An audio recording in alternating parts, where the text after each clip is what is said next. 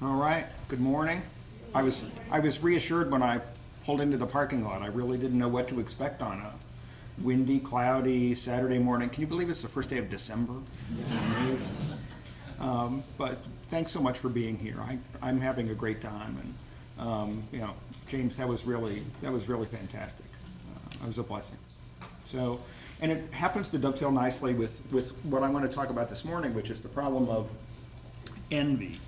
And one thing I know about researchers in economics like myself is we don't randomly arrive at our research topics. We arrive at research topics for a reason. It's not some fishbowl and you reach in and you pick out, oh, I'm going to study international trade today, or I'm going to study income inequality today. There really are reasons that we gravitate to the topics that we pick.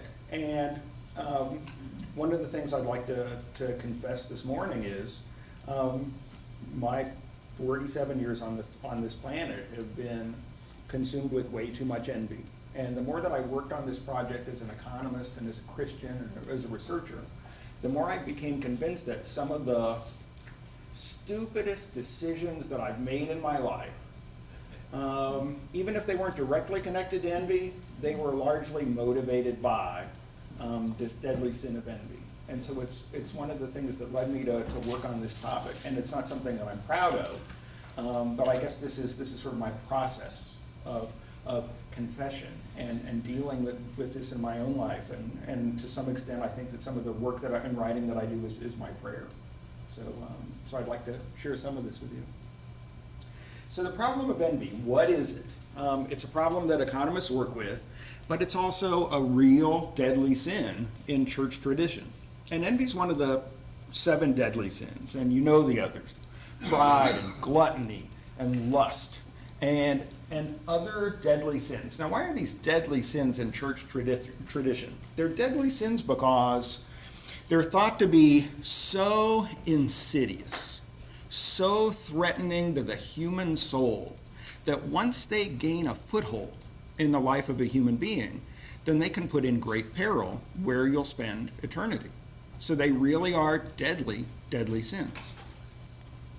Now, envy is unique among this list of the 7 deadly sins, and one of the reasons that it's unique is because it's the one where it's really possible to experience it and be guilty of it without anybody else ever knowing. It's a thoroughly private sin, and nobody else needs to know when you're experiencing this deadly sin of envy.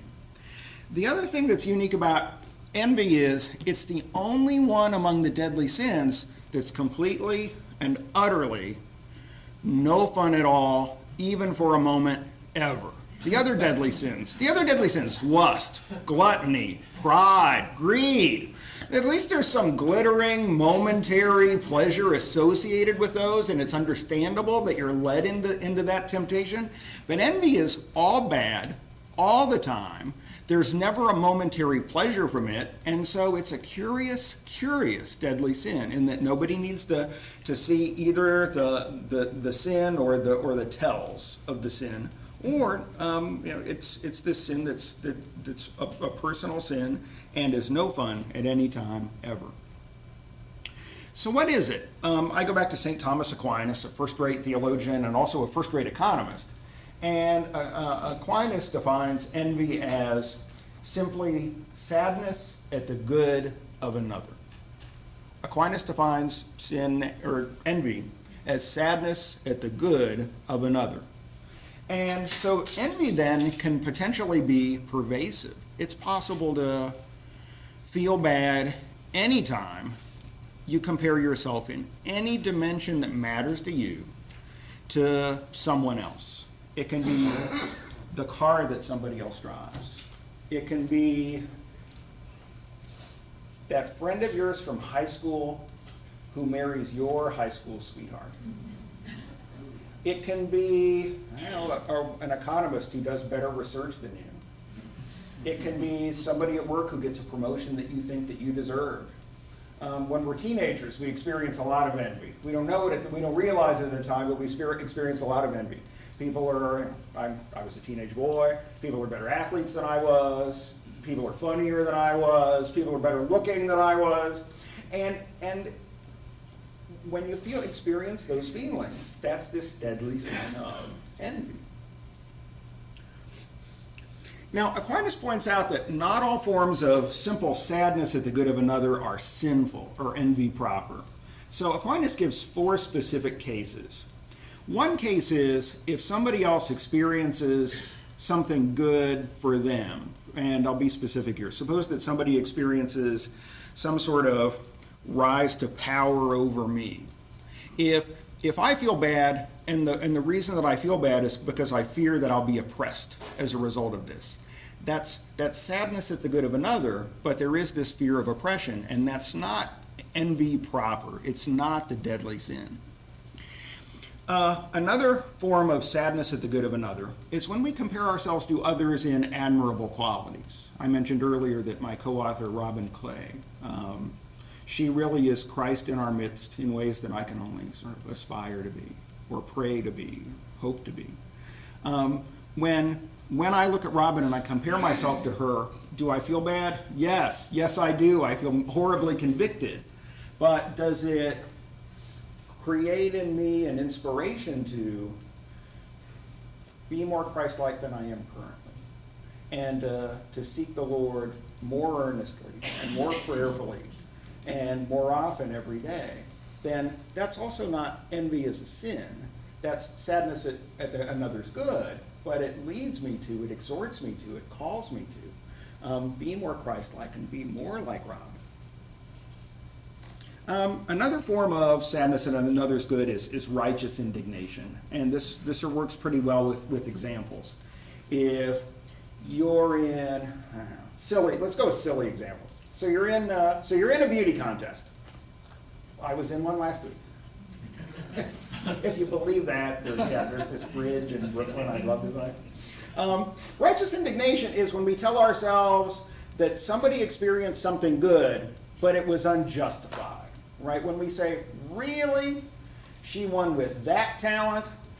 That's righteous indignation. When we try to convince ourselves that the good of another isn't really deserving. And so we sort of lift our noses and harumph, and we deal with the envy through righteous indignation. And that is sinful, but it's still not this form of envy proper. Again, for Aquinas, envy is sadness at being surpassed in good things. And again, it really only matters in what sense envy gets you. I'm sure that Bill Gates experiences the temptation of envy, because when he compares himself to other people, I'm sure that he finds people who possess qualities that he wishes he had, but he doesn't currently have. So envy doesn't have to be about material things. It can be utterly corrosive and invasive, and it can get us, it can catch us up along any lines that matter to us. Aquinas was merely elaborating on what Aristotle had written centuries before in his Ethics. Aristotle in his Ethics also contrasted envy with righteous indignation, as did Aquinas. And Aristotle also brought out this idea of malevolence, that it's possible for me to experience a good feeling when I witness the misfortune of another. So simply put, what's envy? Well, normally when bad things happen to us, when the car won't start, when we lose our jobs, when we don't get the promotion that we'd hoped for, when bad things happen to us, we say, why me? We look up and we look at the sky and we ask, why me? But when good things happen to other people, the deadly sin of envy tempts us to ask the question, why not me? Why couldn't I be better looking than I am? Why couldn't I have a bigger paycheck than I am? What are some other features of envy? The literature in social psychology is really pretty interesting.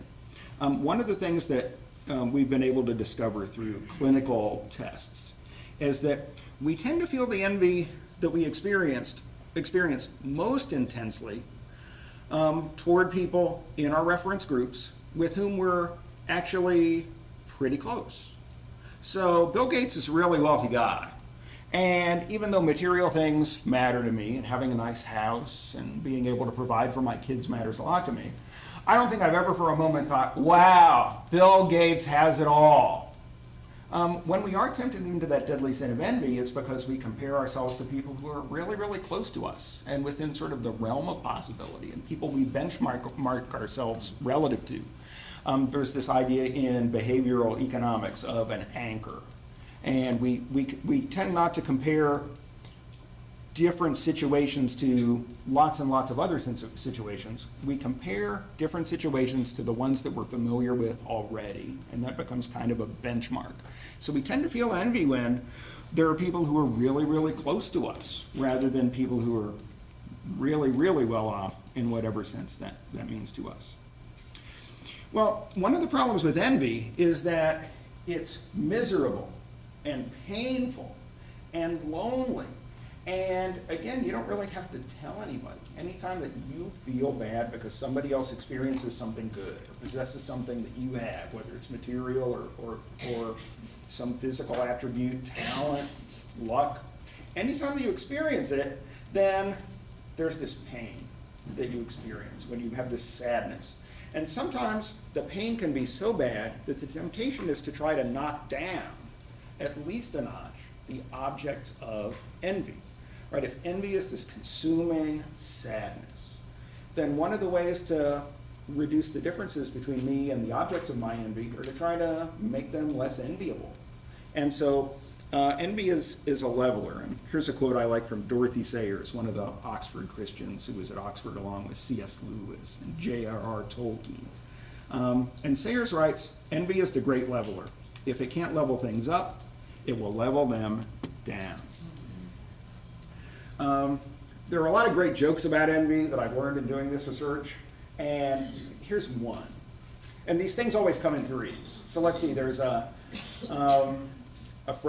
English woman, a French man, and a Russian farmer. And they're each granted a wish. And the English woman thinks for a moment, and she says, "I have a friend who has a cottage in the Cotswolds, and I'd like that cottage, but I'd like it with 2 more bedrooms and a brook running by the front of the cottage." And her wish is granted. And the Frenchman thinks for a moment, and he says, "Well, I have this friend who has a mistress, and I'd like that mistress, only I'd like her with red hair, slightly longer legs, and I'd like her a bit more culturally refined than this friend's mistress." And his wish is granted. And then the Russian farmer thinks for a moment, and he says, "There is farmer on the other side of valley. This farmer has famous cow. Cow gives sweetest milk, richest cream. Everyone knows this cow. I want that cow dead."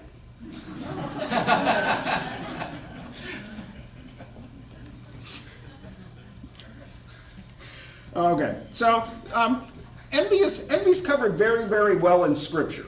And I'd like to talk about 6 examples of that, because I think the lessons that we learn about envy in Scripture are helpful for us as Christians in dealing with envy in our lives and envy in our culture. So 6 examples.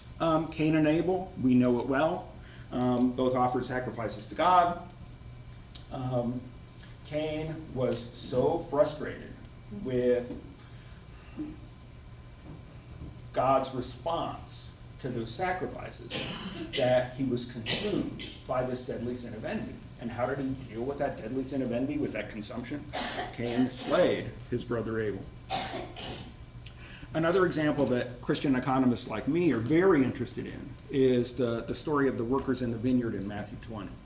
The workers are hired at 3 points during the day, and the workers who are hired first thing in the morning are promised that they'll be paid a full day's wage. And they're happy with that, and they go and they work hard in the vineyard all day long. And then workers are hired around the middle of the day, and they're promised to be paid what is fair. And workers are hired later in the day, and they're also promised to be paid what is fair. And at the end of the day, when the paying time comes, all of the workers receive the same pay, the full day's wage. And as an economist, well, let me pause here. As an economist, this is unambiguously a good thing. Everybody got at least what they had been promised, and some people got even more. The pie is bigger, as economists would like to say. But are the workers in the back vineyard all delighted with this outcome? No, heavens no. The workers who were hired first and worked all day long and received exactly the same wage as those who were hired in the middle of the day and at the end of the day are outraged. And they're furious, and they think that this is unfair treatment that they've received. So the workers in the vineyard, the ones who were hired at the beginning of the day, feel like they got a raw deal in comparison to the other workers. The brother of the prodigal is a pretty painful example of envy. And we know the story. The prodigal leaves the household, takes his fortune, goes out and explores life, spends his days in frivolous ways. And when he's finally at the end of his rope, he realizes, I had it best when I was back at home. I need to return to my father's house where I belong. And he comes home and needs forgiveness, realizes that he's made mistakes, and wants to be back with the family and the father that he loves. And of course, the father rejoices, celebrates, and throws a feast, finest feast that anyone can remember. The brother of the prodigal, though, doesn't think this is such a great thing. And the brother of the prodigal feels bad. And the attitude of the prodigal's brother sounds a lot like sort of blue-collar, white, middle-class Americans today. I've been doing all the right things. I've been working hard. I didn't go out and spend my fortune in frivolous ways. I've done every single thing that I'm supposed to do. Where's my party? Where's my feast? Where's my celebration? I'm the guy who's been doing all of the right things all along. So the father doesn't celebrate the prodigal's brother. The father celebrates the return of the prodigal. There's an interesting thing. Let me go ahead and get a couple of more examples on screen here so I can get to the bottom of the slide. If you look in the New Testament, the word that seems to get at the feeling of envy most specifically, this feeling of sadness when somebody else experiences something good, the Greek root is the word thanos. And here it's important for me to distinguish among several words that we use kind of interchangeably. In American English, we tend to conflate, we tend to use interchangeably jealous, envious, and sometimes covetousness. We tend to conflate those. But those have very different meanings. Envy, you now know what that means. It means sadness at the good of another.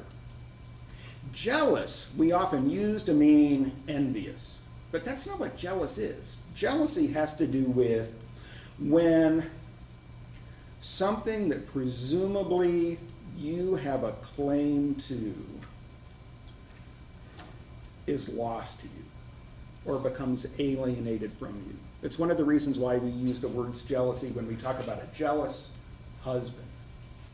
It's one of the reasons that we talk about our God as a jealous God. We are His. And when we go astray, God rightly feels jealous that we have gone astray because we are His. Within the marital union, our spouses and ourselves, we belong to each other. You can be jealous of your time. If other things come up that crowd in on your day and crowd in on your time, you can be jealous of your time when it's being eroded away. So most of the time, if you're on Twitter or if you're on Facebook and somebody says, "Oh, I'm so jealous of that vacation," when they say I'm so jealous of your vacation, what they really mean is I'm so envious of your vacation, right? They feel bad because they wish they could go on a vacation like that. or I'm so envious of how great a helper your husband is around the house. Jealous, what they really mean is envious. So those who sought to crucify Christ, if you look in Matthew or if you look in the gospel account written by Mark, it seems like those who sought to crucify Christ were in part motivated by envy. Here was this marvelous new teacher on the scene who was really challenging what the Jewish leaders had to say and bringing in this new order. And the Jewish leaders perceived this as a threat, and they also felt bad. They felt envious that Christ was gaining this strong following that could potentially threaten them. In a fifth example in James, this word thanos is used in the fifth verse of chapter 4. And the Holy Spirit can feel envy when we go astray. And then finally, if you look at what motivates Satan throughout most of Scripture, beginning in the garden, Satan's actions are probably largely motivated by envy. Satan is never going to come in first. Thank the Lord, Satan is never going to come in first. And knowing that throughout eternity, has to be a difficult thing. And trying to knock others down or God down at least a notch, even though those attempts are futile, those are the things that were probably motivating even Satan. So now we know what envy is and what it isn't. We've looked at some scriptural accounts. And what I like to do as an economist then is bring this issue of envy, this deadly sin of envy, to bear on the market. Market outcomes aren't ever equal. And given that this is the case, then it creates occasions for sin. So market outcomes might be fair. I know this as an economist. If you want to do well in a market, and I'm so glad you led with your talk this morning, if you want to do well in a market, if you want to prosper, you have to find a way to contribute something valuable into the marketplace. And so it's an important thing to ask, what am I called to do? How can I serve others in ways that others cannot? To take stock of your assets and connect with others and serve them well, and be an effective steward. In a market system then, the outcomes are largely meritocratic.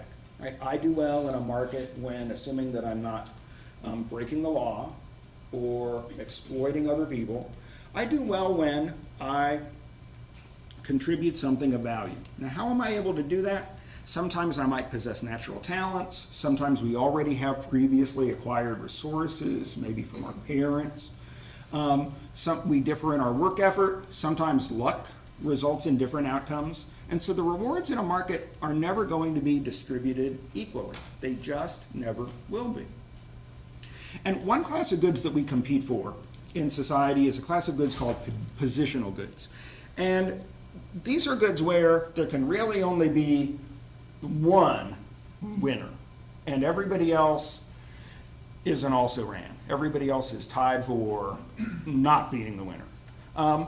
Bill Gates is the richest guy in America, and there are other people who are pretty close, and that means something. I mean, for people who care a lot about a lot of money or would like to look at those things, that means something. But there aren't a lot of people who remember the loser in a contest. Or if you think about my job in the academic setting, there's a fixed number of academic positions at any given moment, or there are a fixed number of endowed chairs at any given moment. And somebody gets that, and everybody else doesn't get that. And there can be tremendous envy for those positional goods. I imagine that there are a lot of first-rate economists every year who wait patiently by the phone, waiting to hear the call from the Nobel Prize Committee that they are the economics Nobel Prize winners for that year. And they don't get the call. They find out that some other deserving economist did, and maybe they feel bad for a while. But the good news is they redouble their efforts, and hopefully one of these years they'll win the prize. Well, in his book Luxury Fever, Robert Frank poses an interesting question. And Robert Frank likes to do these experiments in economics. And experiments in economics are helpful because we live in a market system and we have lots of motives, we have unique tastes and preferences, and market systems are constantly evolving and changing. And so sometimes if you really want to isolate what's going on, you have to do an experiment, just so you can control for all the other things that could possibly be changing at the same time. Now, the natural scientists are excellent at experiments. They know how to control for temperature. They know how to set up the experimental group and the control group. And if they want to test for the effect of a fertilizer on the germination of a particular seed, they know exactly how to do that. And they can precisely control all the other environmental factors that could make a difference besides the fertilizer. Psychologists are also very, very good at this. You can take an entire semester-long course in research design and methodology and find out how to carefully construct an experiment to make sure that nothing else could be biasing the results that you get besides the one or possibly two influences that you want to examine. Well, economists have begun doing a lot of experiments to try to, again, isolate the things they really want to know about. And in his book, Luxury Fever, Robert Frank says that, you know what, in an experimental setting, you can get people to say that they would prefer to make less money. And here's the setup. You tell people, so the startup is, assume that in the two scenarios you're going to be presented with, a dollar goes equally far. So nothing will change about the cost of living. The cost of living is exactly what it is today. It'll be that cost of living in scenario A, and it'll also be that same cost of living in scenario B. And Robert Frank explains that curiously, people say they would prefer to make $85,000 rather than $100,000. Now, how can this be? How can they prefer to make $85,000 rather than $100,000? And it just depends on how you ask the question. If you ask people this question straight up, most people unambiguously will say, I'd prefer to make more money, because they think about what they can do for their families, for their kids' college fund, for the giving they could do to charities that they care about. And most people unambiguously say, I'd rather make more money. But you can get people to flip. Statistically, significantly, you can get them to flip if you just ask the question a little differently, if you reframe it. And the way you can reframe it is this. Ask the question this way. Would you rather make $85,000 in a world where nobody else makes more than $75,000? Or would you rather make $100,000 in a world where nobody else makes less than $125,000? So it's the same question, right? It's still, would you rather make 85 or 100? But the contexts have changed. And when you change the contexts, the same subjects, the same respondents flip. And they say, you know what? It's worth 15 grand a year to me to be the top guy. I'd rather live on 15 grand less a year if it means that I get to be the top guy and I don't have to live with the pain of being the bottom guy in the distribution. So a couple of harsh words for Marxism. Marxism is at its core motivated by this feeling of envy.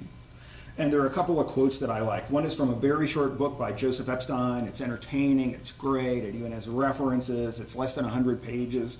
Epstein's a wonderful writer, and he says, Marxism is a plan of revenge for the envious.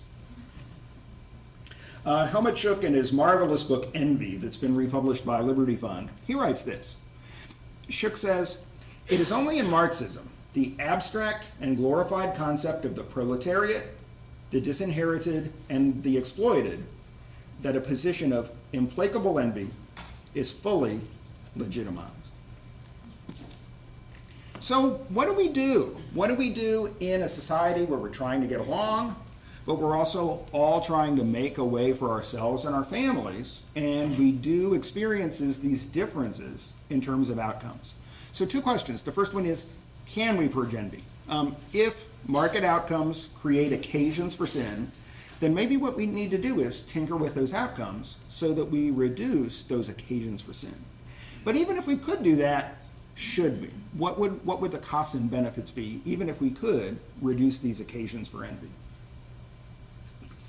Even though envy is an obvious motive for our human choices and actions, economists have found it really, really difficult to model. And that tends to be true, that when we have this sort of visceral feeling, then using the traditional mathematical tools of economics, they're really difficult for economists to articulate clearly. In the language of economics, we say that, envy is a problem that's not easily tractable. But over the years, some economists have made some claims regarding envy, specifically as it relates to fairness.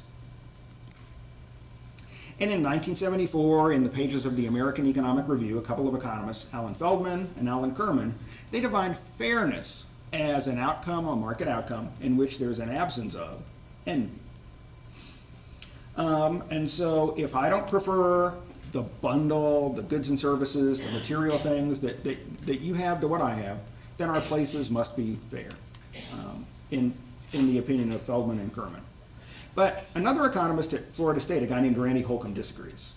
And Holcomb says, you know what, even if you can massage an outcome into a situation where nobody wants what somebody else has more than what they currently have, you're still going to have unfairness. And here's how he makes this argument. And his example, he uses land redistribution, but I'm going to use the classic cake cutting example because we know this story pretty well. When I was a kid, I learned from Bert and Ernie on Sesame Street how a couple of kids should share the last piece of cake. How's it done? You cut, I choose. You cut, I choose, or I cut and you choose. And it's pretty simple, and most of the time it works great. If both of the kids really like cake, if they're both really hungry, if they both want the biggest hunk possible, then you let one person cut and one person choose, and it works pretty well because it ensures that the cutter doesn't get a piece that's any smaller than the smaller of the two pieces that she herself cuts. So the cutter slices as evenly as possible.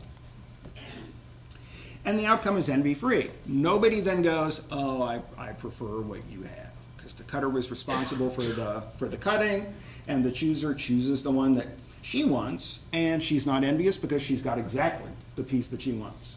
So again, it works because the cutter and the chooser share a common objective. They want to get a large piece of cake, the good's uniform, just a nice piece of, are you seeing chocolate cake?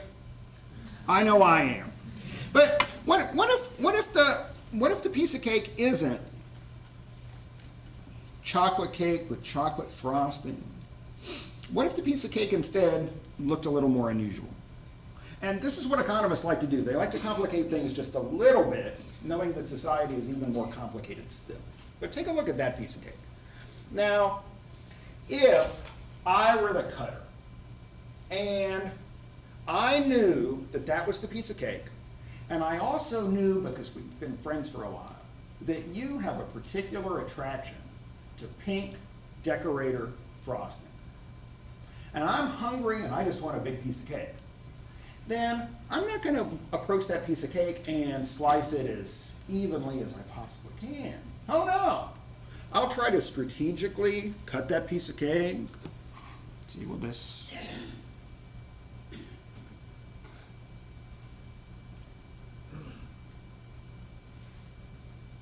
You're looking for the pointer? Yeah. The one that you're using to advance your slides has a trigger underneath it if you just pull back on the trigger. Oh, look at that. Oh, the technology's amazing. So instead of making a cut like this, which is what Bert and Ernie were assuming, what if instead I do this? I know you really like pink frosting. What if I cut the piece of cake sort of down through this way, right? And then I know what you're going to pick. I know you're going to pick that tiny, tiny piece with the pink frosting. Or I could be even greedier, right? I could cut it this way. Well, that'd be pretty bold, wouldn't it? And can you imagine the reaction? Now, here's the way it would go down, assuming I didn't get too greedy, right? Assuming I left just enough cake attached to the pink frosting that you pick the one you want, which is the one with the pink frosting. You're going to look at what I've done and you're going to cry foul. And you should, because I totally took advantage of the situation. I took advantage of the fact that I was the cutter, that I had a dog in the fight, as they like to say down in Arkansas. I had a dog in the fight. And I took advantage of the fact that, yeah, the good wasn't really uniform. And so I behaved pretty opportunistically here. Now, you or the person who picks the pink decorator frosting, do they want the piece of cake that I have? Well, no, we already know that because they picked the piece with the pink frosting. But do they think the outcome is fair? No, definitely not. In fact, they should cry foul, and rightly so. So just because an outcome is envy-free doesn't mean that it's necessarily fair, especially if it has to resort to a process that even a fourth grader would realize is a pretty unfair process. So what are the implications then for us? Well, if on our efforts to purge envy and not have people admire what's on our plates, or so that we don't admire what's on somebody else's plate and feel bad as a result. If what we do is we exchange the possibility of personal envy and the temptation of this deadly sin for guaranteed moral outrage at the process required to get rid of the envy, while simultaneously shrinking our prospects for long-term growth, development, and poverty reduction, then that is a terrible, terrible bargain. We settle for temporary band-aids on situations that we'll never be able to deal with on a permanent basis. And again, as I mentioned earlier, as we try to reduce the range of outcomes, that can actually intensify how envious we feel. And the Germans have a word for food envy, and it's literally food envy, it's Futterneid. Have you ever been envious of what was on somebody else's plate next to you? You go out to eat and you're at a restaurant you've never been to before, and you order and your dining partner orders and the food arrives and you go, oh, that looks really good. And if your dining partner is a true friend, he or she will offer to share with you. That's great. Isn't it great when you've got dining partners like that? But we all experience envy, and we experience it in the silliest, stupid ways, even when we've made exactly the choices that we wanted to make. Right? When you in that example of going to a restaurant, the Futterneid example. Man, it's a great thing. You get to go to a restaurant. You can afford to buy a meal. You get to choose. Yet when the dinners arrive, you feel like you didn't get what you should have gotten, and you feel bad. So narrowing the range of outcomes can actually intensify envy rather than reduce it, because envy can crop up in the silliest situations, and sometimes it crops up most intensely when we compare ourselves to people who are just a little bit better than us. Of course, one way to eradicate envy would be to destroy everything. And this is, there are painful examples of land reform.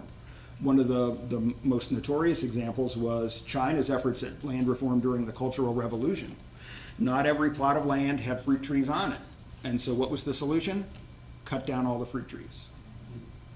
It's one thing to say, if you can't bring bubble gum for everybody in the first grade, then nobody can have bubble gum. It's a totally different thing to say, well, if everybody can't have fruit trees, well then, nobody's allowed to have fruit trees.